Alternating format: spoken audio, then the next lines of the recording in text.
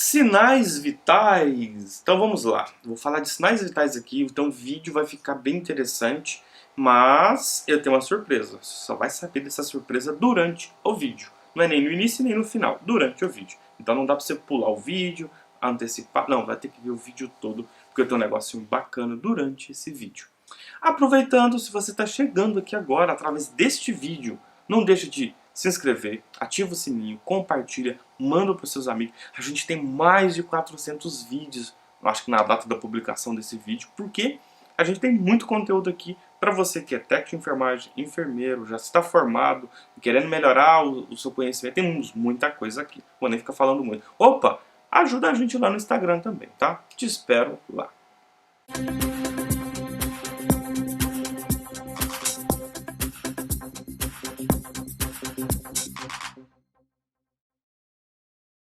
Galera, é o seguinte, eu vou falar de sinais vitais, né? Tem muito tempo que eu não falo de sinais vitais aqui no canal. Eu acho que eu nunca falei de sinais vitais de verdade. Já falei separado.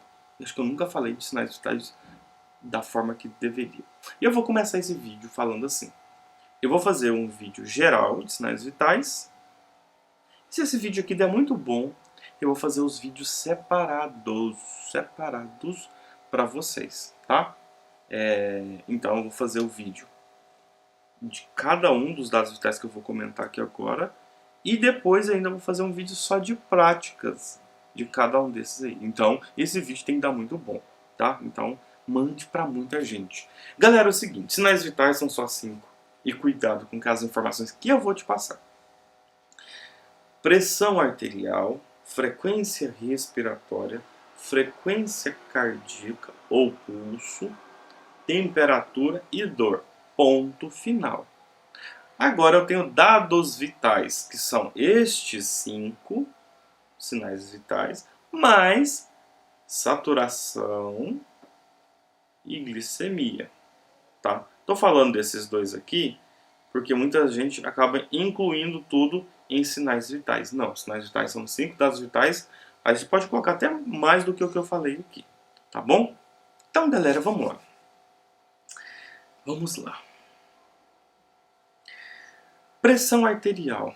A pressão arterial ela é extremamente importante porque eu não vou ficar aqui falando de valores de pressão arterial para vocês, porque isso vocês conseguem achar em 2 tempos, em qualquer lugar.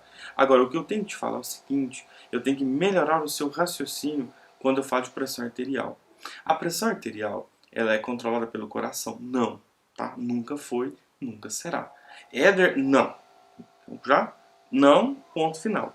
A pressão arterial é controlada pelo sistema renal e pelos barorreceptores que nós temos nas artérias e veias. Tá? Então nós temos receptores que mandam o estímulo para o sistema nervoso central, ou o sistema renal percebe essa informação, essa diminuição ou esse aumento de pressão, e vai fazer alguns ajustes. Então nunca foi, nunca será o órgão coração que controla a pressão arterial. Então se você é técnico de enfermagem, se você é enfermeiro, se você é de qualquer área, você deveria saber disso. Se você já sabe, ótimo. Se você não sabia, fica ligado que o vídeo tem muita coisa aqui importante, hein?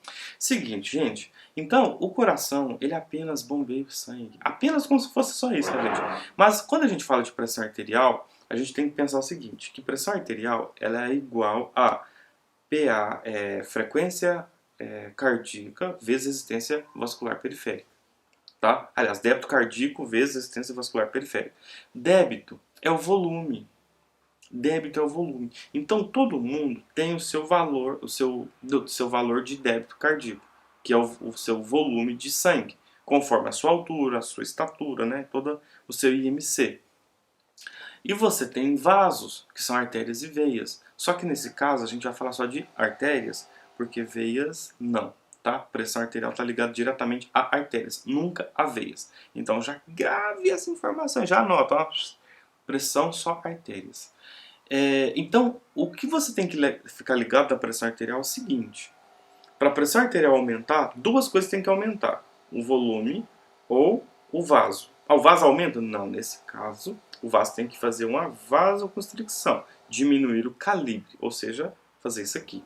Então eu tenho 2 formas de aumentar a pressão, aumentando o volume e fazendo vasoconstricção. Então se eu tenho essas formas de aumentar a pressão, eu tenho formas de abaixar a pressão que é o contrário. Diminuir volume e fazer uma vasodilatação. Lembrando que eu estou falando de artéria sempre, tá? Então, o que você tem que pensar?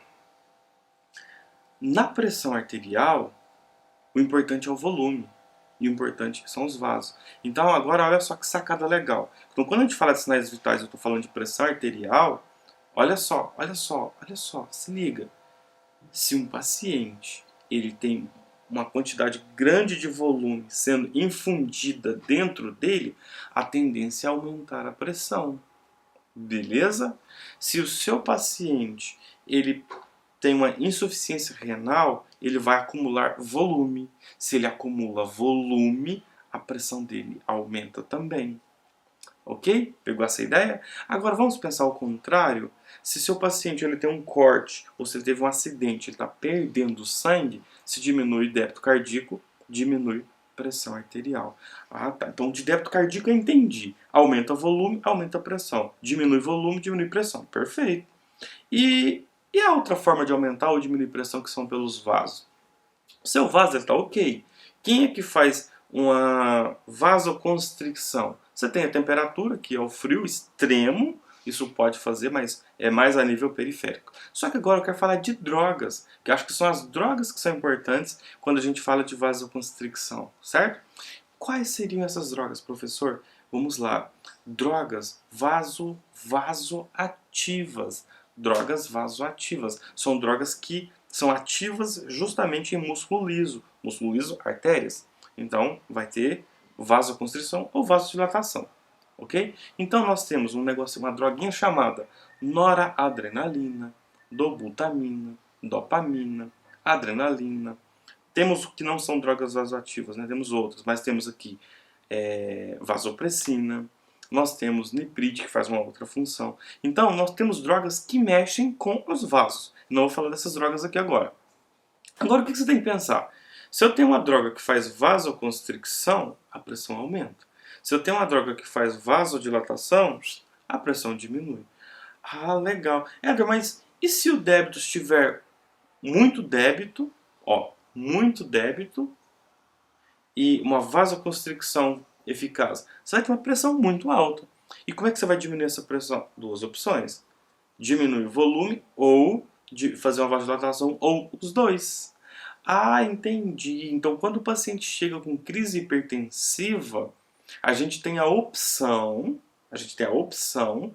de fazer uma diminuição de volume e uma vasodilatação, mais ou menos isso. Mais ou menos isso, porque tem várias particularidades que é a clínica do paciente. Mas você já pegou a ideia, é isso mesmo. Tá? Você tem essas duas opções, ou podem usar as duas concomitantemente se é uma crise hipertensiva assim, muito alta. Claro que a gente tem N outras considerações para levar, mas só para você entender o princípio é isso mesmo.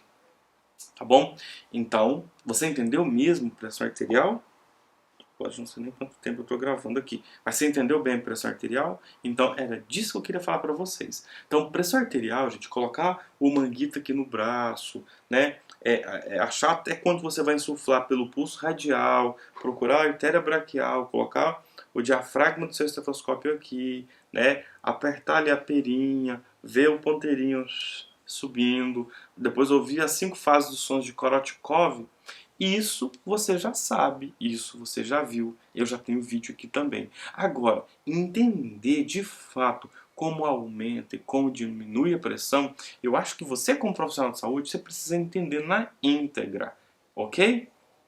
Vamos continuar falando sobre esse assunto?